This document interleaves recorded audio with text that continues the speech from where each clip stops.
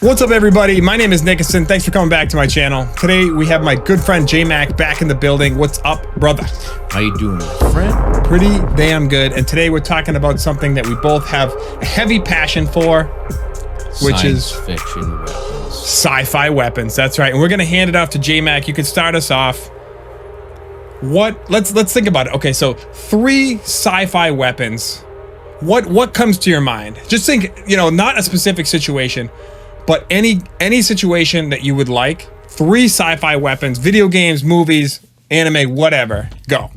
3 sci-fi weapons. What do you got for me? That's a real good one, actually. I have to say there'd be definitely 3 situations. So it would have to be something involving in the future, right? Science fiction, anything involving in the future. Anything goes. Anything you've seen, that works. So I'm gonna have to say, going back, if I'm gonna involve anything that's involving a bad extraterrestrial situation, a hostile enemy. Hostile enemy that's they need something projectile, paranormal, and then something at the final stand, close quarters. Okay. I'm gonna have to start with the proton pack from Ghostbusters. Nice, going Ghostbusters. That's just it's just I'm kind of going like, in a sense, it's something that I would say that you would need, that if you couldn't have a stand-up fight, it was something different. You know what I mean? To have that naturally on your back. You know what I mean? It's not a projectile weapon that doesn't fire like something involving ammunition. It's science. It's cool. It's like what's it like? It uses plasma or something. I'm not super familiar. I know Ghostbusters, but probably I'd say it's going along the lines of that in terms of anything that involving probably electricity, plasma, protons, neutrons. I think from the universe, it's going to be something that's very science fictional. But probably I'd say that it would be laser. It would be something laser. Along the lines of something like that. So I'd have to say definitely the proton pack. Number 1. The thing that I like is there's actually, so we live somewhat near Salem, Mass, and I go to Salem like every Halloween. If you're in New England and haven't been to Salem on Halloween, you got to do it. And it's October, so get out there. But every every spooky season in October, you got these 4 guys who dress to the nines in the Ghostbusters outfits, and they have full proton packs, like made of metal and everything. And the whole aesthetic of the Ghostbuster, it's kind of like, it almost looks like a mechanic suit, but then they got this like proton pack blaster. That's like, I always thought that was cool. It's like they almost look like they're like these blue collar like construction workers or anything involving like. It's industrial, but like they're scientists. Yeah, exactly. You know what I mean? They're scientists, but they're also kind of ghost police. They're like their own sector, like it's definitely something involving in terms of, I would say it's science, it's astrological, it's energy. Yeah. It's something from the universe. That's, it's going into that subject, it's the only way that you can't use a rifle with bullets, to combat the situation. It's something that is involving science, and I think that reason why protons and neutrons, it comes from the universe, and that's why involving a lot of spiritual energy that comes from things like that. It involves. It's pretty symbolic. That movie is pretty symbolic. It has, it symbolic of bad energies and bad energies, good energies. Yeah, I mean, it's what was it?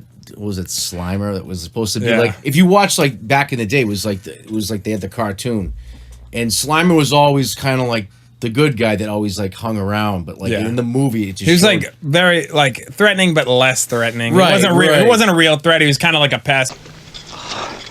Disgusting blob. But like but when he hung in the movie, it shows that he slimes. What was it, Venkman? It was Bill Murray, right? Yeah. He's slimy, but I would think that I barely remember that movie, honestly. I remember it. It was. I remember the Stay Puft. Stay Puft marshmallow, man. Oh yeah. Every time I eat marshmallows, any time during the summer, I always think of that. You're like, Mr. Stay imagine Puft. If that motherfucker came blasting through my city.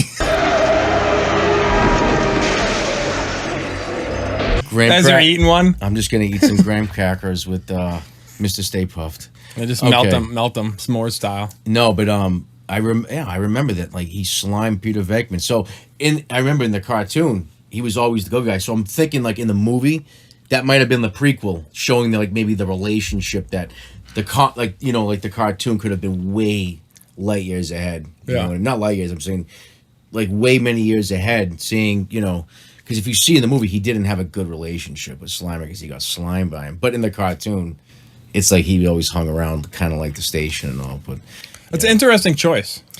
It's definitely an interesting choice. It's definitely something I feel that it's something that you to fight something beyond that's within flesh. You would need something like that to fight in terms of a source of energy or spirituality or something like that. That's sure. that was something I definitely have on my back. Okay, number 2, I'd have to say if it's an action. I gotta say mine. I gotta say mine right away. All right, go ahead. Because I'll go. So I'll do the same like equivalent. You know, like because we both got a close quarters, and you know, you guys might know, but I had to go with. I know you haven't seen it, and we will change that for him ASAP. But in the Fifth Element, there's a gun called the ZF-1. Voila, the ZF-1. This gun it's an all-in-one flamethrower. Sufficient flamethrower. My favorite. Ice cube system. All new ice cube system.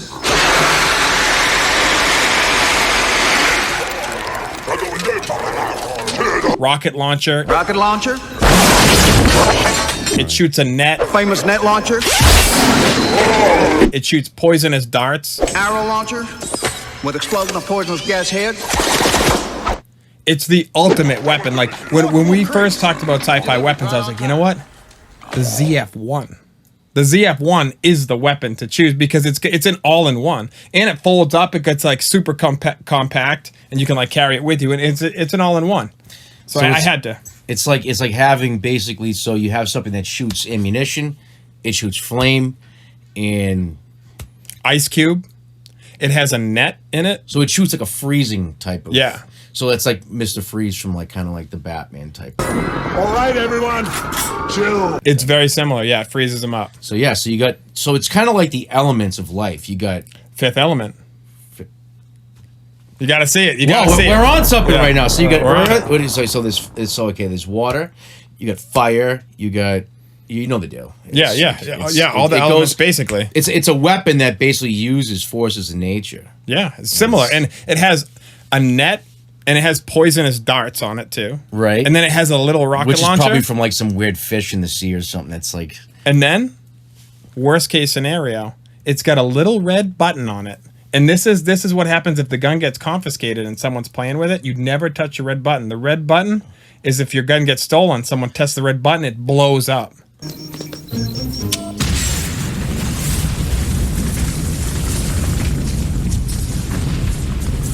So you don't use it as the user of the weapon. You don't use it, but if someone steals it and they're trying out stuff, it kills them. It's like a self-destruct. So the weapon basically in the future, the whole idea is it's assigned. If it's registered to you, no one else can take it.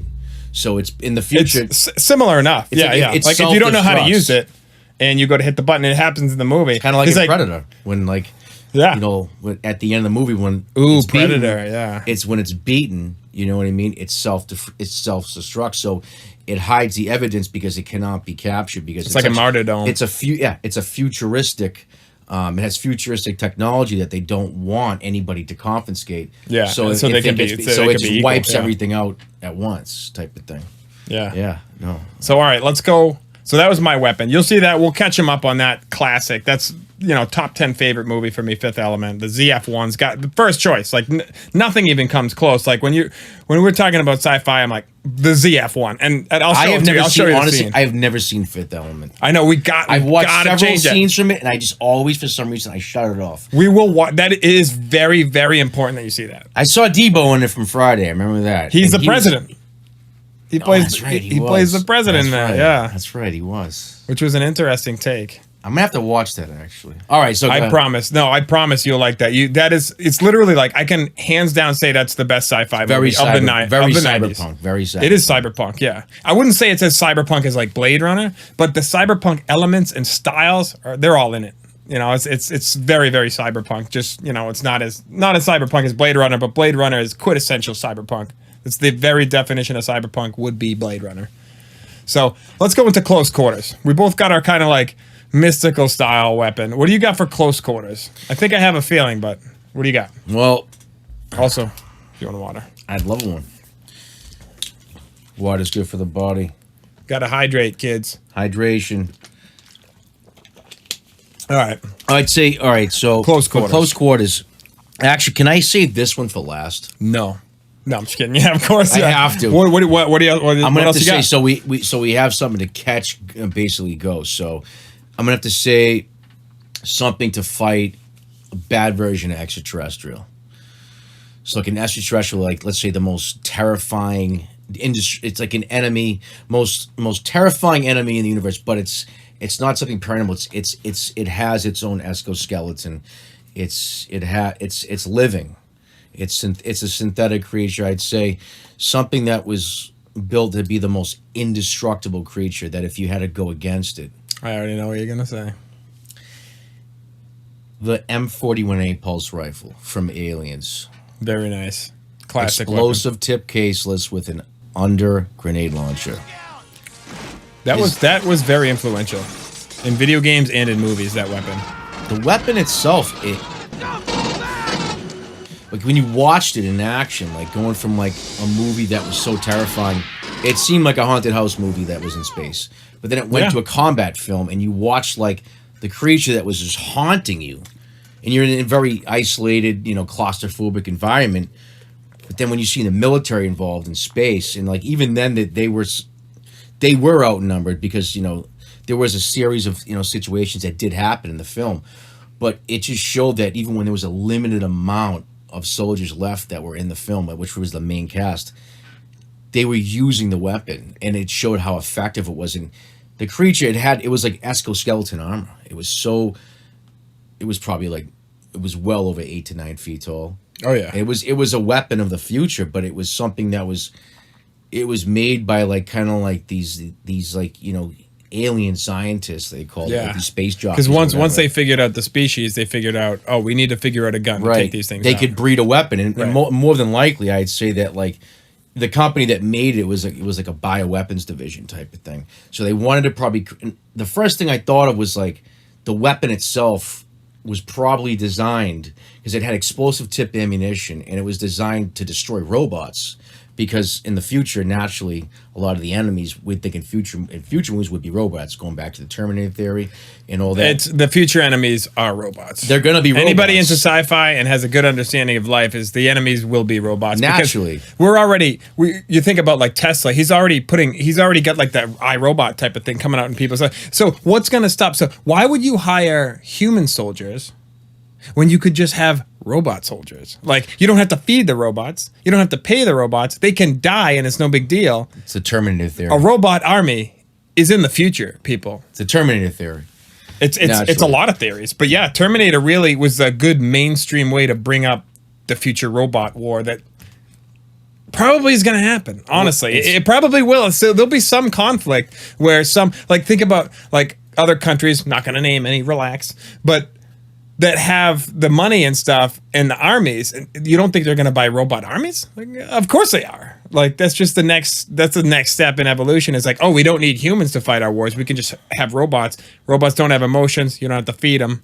Yeah, because the robot threat is real, people. They okay? have the fact that they're fearless. That's what makes a robot so incredibly dangerous, and that's the whole idea about the Terminator theory, going back especially into Aliens. So in the future, naturally, when you saw like a lot of like the story unfold, there was androids that were always on board, and you saw like major like generations like way ahead that they were more human.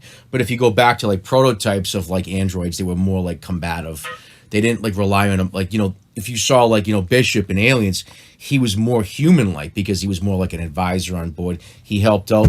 But the thing was like, Are you talking about in the first one? In the first one.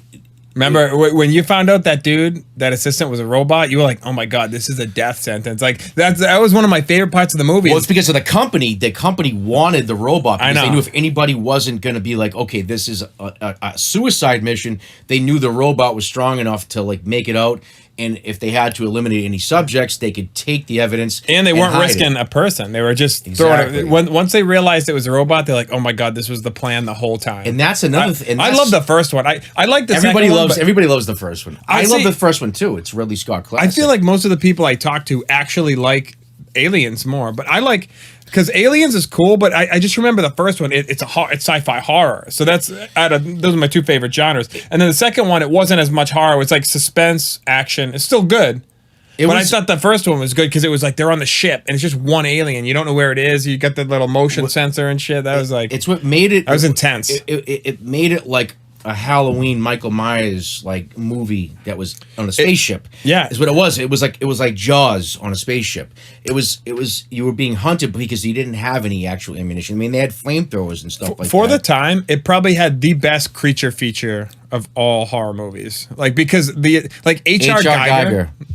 Yeah, exactly. H.R. Geiger. He's one of my favorite artists of all time, and he designed that thing, and that thing is just so insane. I like the scene when the thing comes out, it's liquids dripping off, and there's like steam coming out. It's just like, dude, the way they did it was so awesome. Awesome. In the version they made of that, so going back to the weapon, the pulse rifle, you know, there was many versions and different concepts. They said after the Alien film, when they made the second film, they were talking about there was a warrior version of it was a drone that was in the first one, so it would stay around. It would hunt, but the warrior was more of the type that would like it would go, you know, it would capture. So it would bring it to a nest where there would be eggs, and so they could, you know, there would be colonists, and they could basically impregnate them to create more versions themselves. So whatever DNA that it was, it could be most likely it would be humans, but it could also, depending on what it was xenomorph. That's what it was called. It was xenomorph. If it was a human version, it would be more. It would have its own version of itself. But if it was a dog or another animal, it would whatever the facehugger could get its own hands on, it would create a more devastating version. So if it was like the more stronger genetics it had, of the facehugger could reattach. So if it was like, I don't know, like a strong animal in the jungle and attached, you're going to create, you know, if it went on to like a friggin' tiger or a bear, you're going to have a version of that, and it's going to create something even stronger. I like how that brought a lot of attention to the idea that an alien could impregnate a human as like a shell. It has nothing to do with gender. You're just like a shell for this thing to grow and blast You're a out of. host. A host, exactly. You're a host, and that's all it is. And the thing is, thinking about going back to this weapon in the future, that you have this, you know, this company that's similar to Umbrella in Resident Evil, but it was Weyland-Yutani. Same thing. It's like, you know, the whole thing, the greedy corporation type of thing, bioweapons division. They were manufacturing and creating weapons of the future, and naturally they would say, "Oh, these are to fight weapons, you know, to fight robots." Yeah. And you know, naturally, you know, the pulse rifle is it's a devastating weapon. Like if you watch the film, you can even see that even when the special effects when they created, like they used live ammunition, they used diamondite, so it showed that the weapon, that it wasn't firing an armor piercing round. It did have the option, but it was shooting an explosive round. Picture a rapid fire ammunition and a caseless ammunition magazine that could fire something that was shooting pretty much M80s over and over again. That's and epic. It's like they would say, why would they create that? Obviously, the engineers knew what they were up against, but they wouldn't admit it to the public because they knew that they wanted to like very much like real life.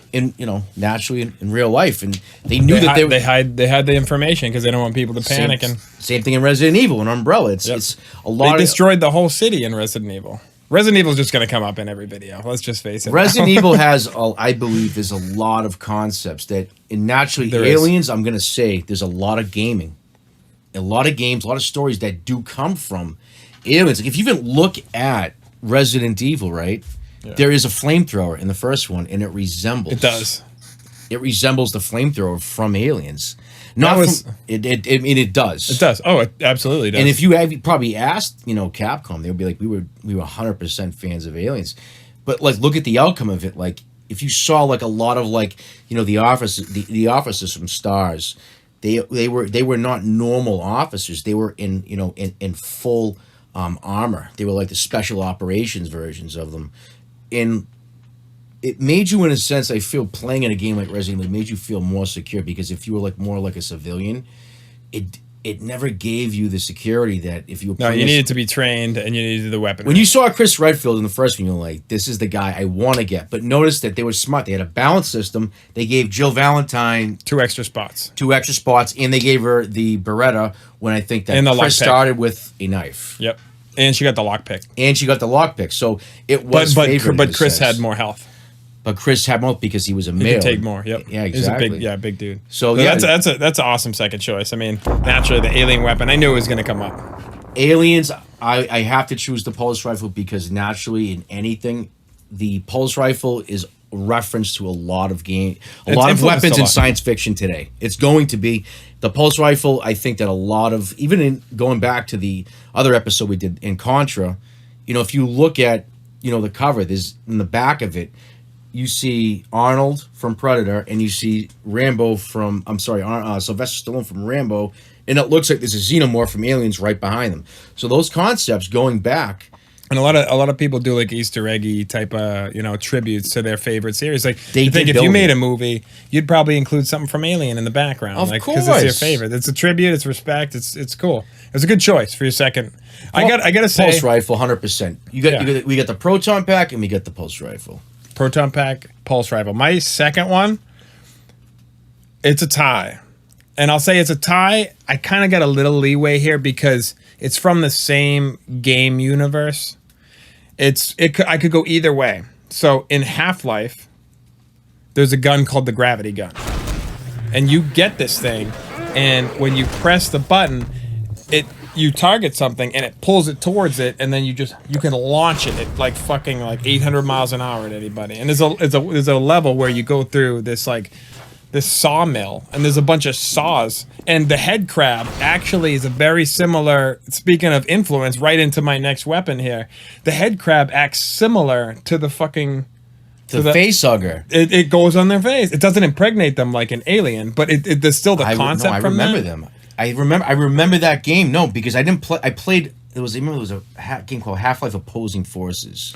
Yeah, that's one of the It was a demo I expansion. played. Yeah, it's like an expansion type. And you of played thing. as Yeah, more of a bonus level. Naturally, growing up, I always was influenced by the military version of being, because naturally as a kid I always were, GI Joes, fighting monsters in the dark, because naturally a guy fully armed, full armor with an assault rifle is nothing more pleasing if you're in a scary environment. Yeah. Now, if you look at Resident Evil going back, if you realize you never really got access to assault weapons until like the third or fourth, they made weapons that you could only. You had to get fire in the game before you got good weapons. But the thing is, they never had automatic weapons, and I think what they did was because you had a single shot for everything, so you would go from like in 2 they had an auto.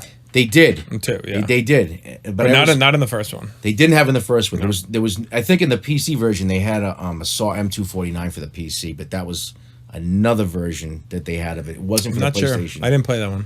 But the thing was that they had single shots. They had handguns, shotguns, and grenade launchers. What do they all have in common? They all can only shoot one at one time. So they said the reason was if we gave somebody a practical weapon that was automatic, it made them feel safe. Yeah. And Capcom was smart about it. They were like, wow, that's genius. They did not want you to feel safe. Yeah. So they gave you weapons, even though they seem more powerful, naturally having a frigging... And it's a big deal, because if you're, these things, like, you remember in the game, the hunters, like, you could be full health, and if this thing lines up right with you, it could swipe your head off. Right. So, or if you shot the grenade launcher too close, you'd kill yourself. Or actually, no, wait a minute. I don't think there was any self-damage in Resident Evil. I don't think there was that. There wasn't. The hunter could take you off in one hit. So another thing about that one shot per kill, like, if you miss, you can die. Right. So it's a one shot. If you miss that rocket, you miss that magnum bullet, like, and you're going against a hunter when you come back in the mansion, I mean, it's all over. But so back to the gravity gun, that it was tied between that or the portal gun. Because I gotta go back and watch Half-Life, because I wasn't. I know that I played. There was a demo of it. So you know how much I like Halo. Oh, yeah. Obviously, I mean, I got the tattoo on my arm. Yeah, that's check it out. It's it's as hardcore as I get. I never got very much into Halo. He actually, years ago, we got into, was it Halo? Was it Reach? Yeah, Reach. Yep. And it was a lot of fun. It was online, but oh yeah, the multiplayer it's incredible. Aliens vs Predator, I think 2 online was my Halo. Yeah, the Maybe AVP they did was Half-Life cool. too. Actually, see, was it Sierra? If like how much I like Halo, you have to know that like Half-Life is right behind it, basically, for a campaign. Because the multiplayer, they had like an offshoot multiplayer, but like the campaign, dude, it's Half-Life 1 and 2, it's right up there with Halo for me. That's how good the campaign in Half-Life and Halo, it's no tutorial, no walkthrough. Like, you have to figure shit out. Like, it's one of those things you'll be like, how do I get further in this level? Why does you have to like do some sort of seesaw thing. And why does he look like the guy from Breaking Bad for some reason? Does he really? Does. Is that just in my mind? No, he does. And there's he always reminds me of it, dude. There's actually, I'm fairly certain I saw a lot of memes back when Breaking Bad was coming out in a Half-Life group I'm in of Heisenberg as he really does look like him, bro. As Gordon Freeman, he does. Wow. And he had the gravity gun. The gravity gun, and then Portal it's still in the same people who make the games. The Portal gun, but the Half-Life was before Breaking Bad, though. Yeah, way before. So you got to think in a sense. Both of them were. Yeah, I always look at gaming and movies and fiction and science fiction. I feel like everything just kind of recycles and returns. Of course, video games influence sci-fi. Something's copy, exactly. Something's copy. Reality copy science fiction. Science fiction copies reality. It's always naturally going, and I've always find that as a cool thing, actually. Yeah. So it's a universal cycle. It's a universal cycle. So like it's tied between the gravity gun and the portal gun. Which would I choose? Probably the gravity gun, but I had to tie it because it's still like it's both Valve games and they're in the same like universe type of thing. So, but like imagine how cool a portal gun would be. Like you could go, like I could just take a trip somewhere to like LA, come back, shoot a portal there, and then shoot a portal here, and it's like I could just walk through right here and be in my brother's place in LA. Like. That'd be fucking sick. It's but it could also be defensively. Like, you're warping. You're warping is what you're doing. So you could also use it defensively. Like you could shoot. Like if someone had a gun towards you, you could shoot a portal somewhere else and then shoot one right underneath him, and he'd fall and he'd go like you could shoot it up at the top of the building, shoot it at his feet, and then he's falling off the top of the building. You could use it as a weapon. So you could basically if you had the portal weapon, so like you could just shoot. For instance, you could use it. If there was like 3 sharks coming in the water that you knew, you could just warp that person to the fucking water. Yeah. With the sharks, so like right there they get eaten, and you just warp them to that world or whatever, like to that universe. Yeah. That's a pretty cool weapon, actually. That and it can also be used for awesome things. Like you could just like have portals set up somewhere. Like you could leave one at the supermarket, shoot one right here, grab the supermarket, come right home. Like it also has some like nice little convenience factors. I feel like it's like kind of like it's slow. It's kind of like connected to time travel in a sense. Yeah, it's similar enough, Portal. But it's in the same existence. Gotta adjust my fucking knee thing here. Yeah, but portal gun, gravity gun. That's my choice. Either or. Probably like gravity gun. Probably gravity gun. I never knew the existence of a portal or a gravity gun, actually, because it probably really exists. It probably really does. Probably black budget stuff. Forces of nature. Forces of the U.S. black budget. Probably. Whatever it is. Who knows? But all right, we can go right on to close combat. Close quarter combat. Number 3. I think I know what's coming for this. You already know this, and I feel like in a sense because naturally, like I was never a fan. Like as a kid, I've seen plenty of its movies, and I think it's great. It's something that most of us from our childhood we looked up to, and naturally, in a sense, if you go to Disney, you go to Universal as a kid, when you see it, it's real. And I'll say this in imagination, even if in a full-grown man, I'm gonna say if I had to come down to the final stand in terms of close combat, and let's just say in a gladiator, close quarter, like a melee weapon. like the bayonet or the knife comes out, the weapons, everything's dry, ammunition, everything's out. It's just like everything's melee, dropped. close quarter combat melee weapon. It's the final stand. I'm gonna say on top of having the proton pack, when that's done, the pulse rifle, everything's out, a lightsaber from Star Wars. The classic. What color? I gotta ask right away. What color? What would your color be? I'd have to say it would have to either be blue or green because those are my favorite colors growing up. So I was never actually like a Star Wars person growing up. I like it, but I thought it was overhyped, and I'm not hating. Like I don't hate it. I just didn't get into it when I was at that prime golden age. I think that a lot of people got into it. That's just so I don't have like the attachment. I think it's a cool thing, but you know what color I would choose? I'd choose the color of a black light, like the purple. That would be my color. Well, that's probably most likely. I feel that like because if you go into the colors of the lightsabers, I feel it's almost like it's almost like their belt ranks in martial arts. So the more you upgrade into like a higher lightsaber, Is that how it is in the movie? I do remember there was a scene where I thought it was Darth between, Vader said, like, I noticed good that and your evil. lightsaber was he mentioned like it was different. So certain lightsabers, Your stick has changed colors. your stick has changed. No, but That's so funny. if you go into like let's say in Kempo karate or Taekwondo or was it Kyokushin karate, which is one of the There's a bunch of They- Ryu fucking they things. all go into different versions. So naturally, the first belt in karate is white, which is the natural color of light. But if you notice that the last color in most martial arts is black. So black representing the absence of light, which is death. It represents that you're gonna die, you're bitch. you're the closest. You're the closest in combat to death because you could be on a front line as a warrior, but you can also give death because you're trained in combat. So knock knock. Who's there? Death. But realistically, picture that. It's like, okay, I am trained in every possible different aspects of disciplines and going through the colors of martial arts. So it probably would go like white, yellow, orange, or purple, and then probably green or blue, and then going into like brown or black or something like that. They all go into the absences of light, and I in the lightsabers, noticing that they all upgrade just like kind of like in a sense in martial arts. So I say you definitely would have a stronger to get the access to a lightsaber with a different color. You'd probably have to be a lot more experienced, just like if you were a martial arts practitioner. There could be, it could be like a belt. That's system just a type of thing. theory. I don't know. I think but I've always thought. I'm not a Star Wars nerd, but I'm not a Star Wars nerd either. I would say that the weapon to have a lightsaber, if you ran out of like ammunition, like if you were in Doom, you had the BFG 9000, or if you were in Halo, any weapon that you would have in any of these games, a lightsaber is naturally, it's almost like your last line of defense. Like it would be a badass weapon. the way to have on I side. saw it, like I said, I'm not a Star Wars nerd, but this way I saw it was, I think the color denotes how good or how evil you are. Like Darth Maul had the red, and I don't remember the character names. Like obviously I know Obi-Wan and stuff, but some people had blue, and I feel like, now correct me if I don't know the characters, but I feel like blue is the most pure, and the green was a little bit darker than a blue. So it could have been like a more of like a I'm good, but more of a chaotic good. I don't really know. I would say that in reference to in different cultures and martial arts, that color systems and belt systems for martial arts, or even going back to the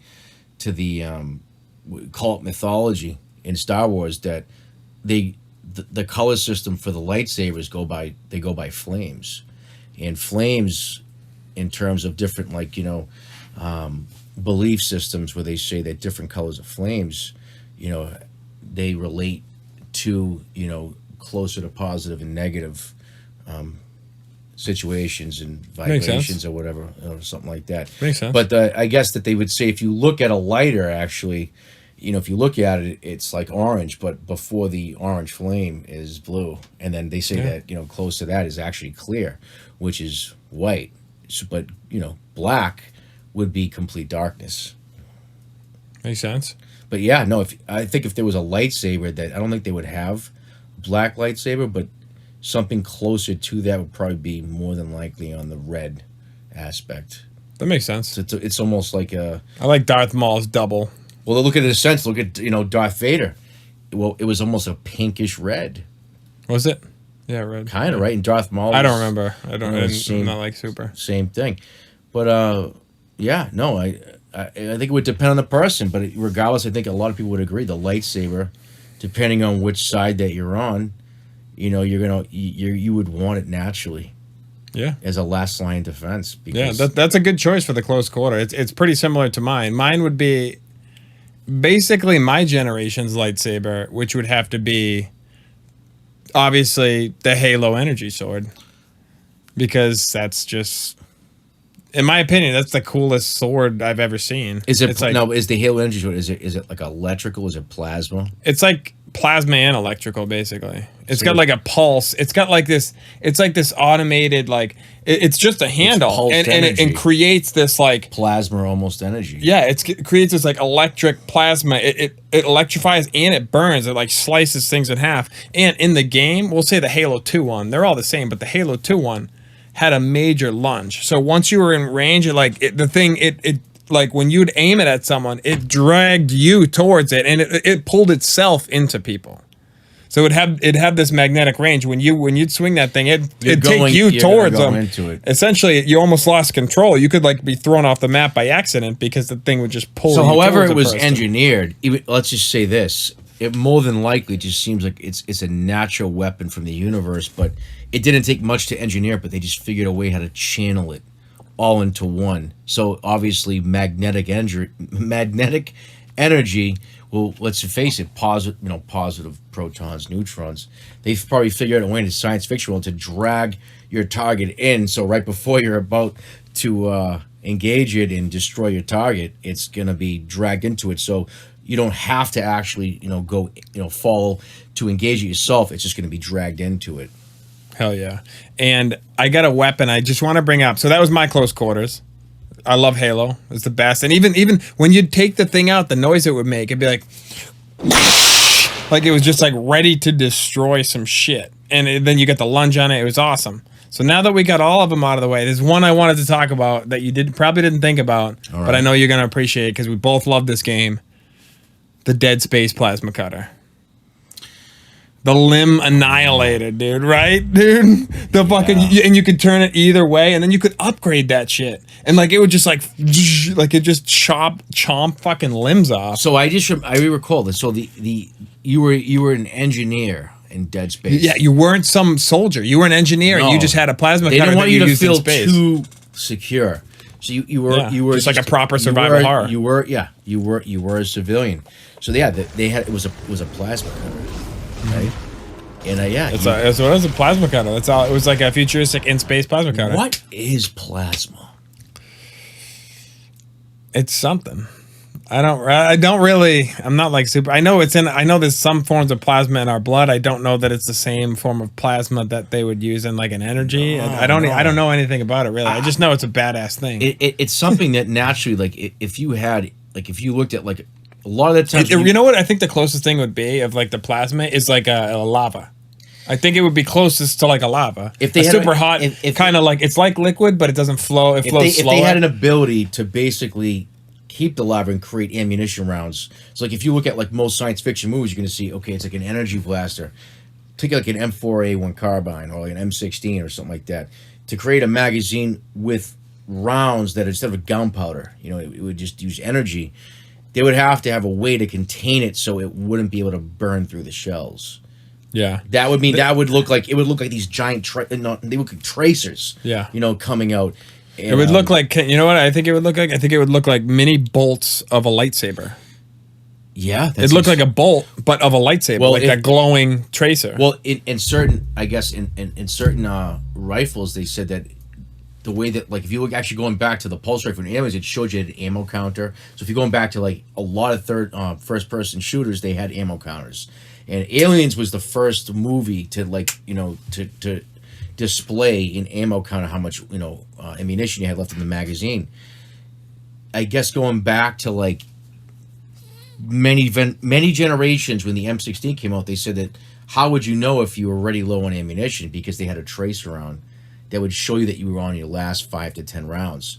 So going into like in the future, digital technology where you could have an ammo reader, now I want an ammo reader for my gun so bad. I don't think that they have one yet, in my opinion. No, they do. No, they don't. Oh, they do. They have digital ammo readers for sure. And a real weapon now. Yeah, for real. You can get them. They're expensive. I know they had translucent like magazines where it would show. They have those too, yeah. But like you can't get them in fucking Massachusetts. Like going back, if you're like looking at like if you're going back. Well, you could get a 10 round, not a 30 round. But yeah. But they have digital ammo counters now. Oh yeah. That's like high end shit though. But that's most people. They don't. Most people I know who have guns and go to the range, I've never like seen anybody have one. Isn't that crazy though? You would think that like science fiction movies are crazy, but like the science fiction movies are the ones that Science fiction becomes science reality. That's science, the thing. Science reality. Science reality. We're living it right now. You know. Yeah. I mean, realistically, versions of weapons that we have, energy. It would be called energy weapons. I think, energy weapons is the terminology. Yeah, energy weapons, plasma weapons. It's alien weaponry. Oh, I forgot about one. Cells, plasma cells. Cells. Yeah, that's what you pick up for the gun that I just thought about. Did you play Perfect Dark? All right, so I watched Perfect Dark. Okay. And I think that here's a weapon coming up that, like, if anyone played Perfect Dark, you know where I'm going with this. So it was like GoldenEye, but it was in the future, and I never got a chance to play. It was better. I watched it play, and they said you could like punch in it and stuff like that. Like it was GoldenEye, like you squared. Yeah, it was double GoldenEye, and they said that it didn't get. You know, it came out towards the end of N64's era. That's what I was saying. PS2 was already out, I believe. It didn't get the good rep that it didn't get the chance because it was so advanced for 64. You needed a separate pack to complete everything in the game. Did it have hand to hand, like, you know? Same as GoldenEye. Okay, so I remember you could punch and unarm. But the thing was about this, the weapons, the alien weapons they had were incredible. And dude, every weapon had a secondary fire. So like there was a laptop gun. It sat in the corner and it was a laptop, right? You picked it up and it transformed into a machine gun. And if you click the secondary fire, it's a sentinel gun. So like if you're playing multiplayer, you click sentinel gun, you throw it up in a common corner. Every time someone walks by, it shoots them and they die. The multiplayer was fucking intense. N64 Perfect Dark was the first game to have a firearm where you had secondary fire. Yes. More than likely. I can't remember which Unreal had secondary fire. I don't think GoldenEye had. It was Perfect Dark was like 2000. It might have been one of the Quakes or Unreals, but Perfect Dark was one of the like middle end, I would say, but it was one of the last ones essentially because Perfect Dark, like nothing really had secondary fire after that. It was such a shame because all these weapons, you get a weapon in an arena shooter, which is the best shooters. You get a weapon and you could do this or it could do this. Like one of the weapons, the dragon. You turn it sideways, it was a rocket launcher. Or if you got it's something similar to Super Dragon, what you do is the secondary fire was a detonation movement like mine. So the secondary fire, you throw the gun on the ground and someone would be like, ooh, a dragon, they'd walk up and it'd explode and kill you. So you wouldn't even know. Like a mine. Like a mine. Yeah, like a motion sensitive. There was three types of mines in that game. Yeah. There was a timed mine, a proximity mine, and then a regular mine. I remember that, yeah. So obviously in that one, they went to the next level. Perfect Dark was the definition of next level when it came out. N64, that shooter was so advanced for N64. They should have waited and put it on. But the licensing, it had a bad rep from the beginning because it was supposed to be the sequel to GoldenEye. And they lost the rights last minute in a bidding war. What were they trying to like put GoldenEye in the future or something like that? It was supposed to be the sequel. But then they had to make it its own game. Dude, you break into Area 51 and you steal an alien sample. You steal an alien, actually. So maybe it was like the original plot was like, Pierce Brosnan was supposed to like sneak in Area 51 or something like that. And they would just saying, because I don't know what was a lot of the times games, they don't get the licensing because of like if it's based off of a movie and stuff like that, like Doom. It was a bidding war for this one. Yeah, it was a bidding war. Like Doom, it was originally supposed to be aliens. Was it really?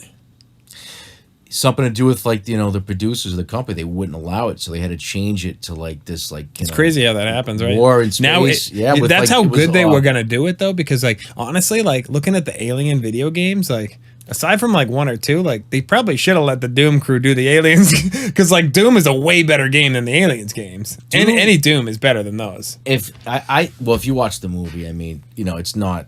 It's a fun movie, but I think that the Doom movie. Yeah, I mean, I didn't see it. It was. I gotta see it. It was kind of fun at the end because it gave you like the. Just don't spoil it. I gotta hop on it. Yeah, it was the first person. I think it was like The Rock's, like kind of like. I hate the fucking Rock. I think he's awesome. But that was like his first movie to do something combative, like science fiction. Yeah. So and I thought that he was pretty good in that, but the movie itself obviously wasn't. It wasn't ranked as one of the greatest, but To be, I mean, he was a hard. space marine in the movie. Like that's Yeah. kind of cool to be a jacked guy from a wrestling, like Yeah. wrestling babackground. And, Good for him. I'm not a fan. Yeah, a lot Yeah. of people don't. But I mean, the movie Doom itself was nothing compared to the game. And I think all first-person shooters, I think, had a lot to learn from the film Aliens. And everybody will, like, disagree with me on that. I say Aliens No, was it definitely had a big influence. It was a huge movie. It was like I said, it goes back to fighting, monsters in the dark, and you're a GI Joe. Like, watch the scene in Med Lab when they cut the power. Like, you know what I mean? Like, you're in the dark, you have limited ammunition, and you're scared, and it's like you don't know where to go. Your backup that you have. It's like it's so. How do I say? You're so isolated that you don't even know where. If there's another rescue team coming to look for you. You know what I mean? Or they don't know where you are because everything's cut off. At that point, it's like, in the future, I think if the more advanced weapons become, the more I'd say that it starts to unleash different beings of nature and monsters. Good, you that never become know. More powerful nature has certainly has a way of balancing itself. Well, we don't know. I mean, what's out there? I mean, naturally, we don't know. But obviously, if you see that there's a weapon out there, oh yeah, it's designed to fight robots, but it's realistically designed to fight the most Something else. terrifying, most devastating, creature in the universe. You don't know about it. There's a reason behind it. So let's just say, in a world of science fiction, you have to have definitely a top 3 of science fiction weapons you'd want to take with you to a future. Absolutely. And just real quick, the weapon that I chose for Perfect Dark, not chose, but the one I was going to bring up, it's the Alien Sniper Rifle. It takes plasma cells, and you can see through walls with it and shoot through walls. Dude, this was a beast online. It wasn't super easy to use, but if you were good with it, dude, you'd be fucking. Oh, you just spawn big, and you hear the noise. It had an echo. It had a unique noise. You just die because you could see and shoot through walls. They probably already have that technology today. I mean, remember Eraser? Do you remember that fucking gun? Yeah. It was similar, dude. They could see through walls. I just thought of that Like just I said, now. science fiction copies reality. Reality's copies science fiction. To see through a wall would be considered matter. I mean, I could see that through heat vision, stuff like that. Like going back to the Predator, it could see different visions because it had a different vision scan of all different visions. More than likely, when the first thing was like, why did it go through different visions? Was because it picked up human. So obviously, it was fighting different life forms. So it needed different visions. It had different settings. It had different settings because it was probably going to it showed you that there was different life out there that it would have to encounter to pick up that heat from the body. So obviously, it's something in the future that we're not aware of. It's something that hasn't been created yet, or has it? I could have said it better myself. We're gonna have to end it there. I don't know what else to say after that. It was a nice way to end it. So, what are your favorite sci-fi weapons? Which ones did we forget? I want to know. Leave it in the comments. Thanks again for JayMack for coming out. It's a nice little sci-fi weapon sesh. You've been wanting to talk about this kind of thing for a while, so thanks for coming out, man. Appreciate it. We'll have him back as soon as possible. Stay tuned. Don't forget to like and subscribe, and we'll see you on the next one. Peace.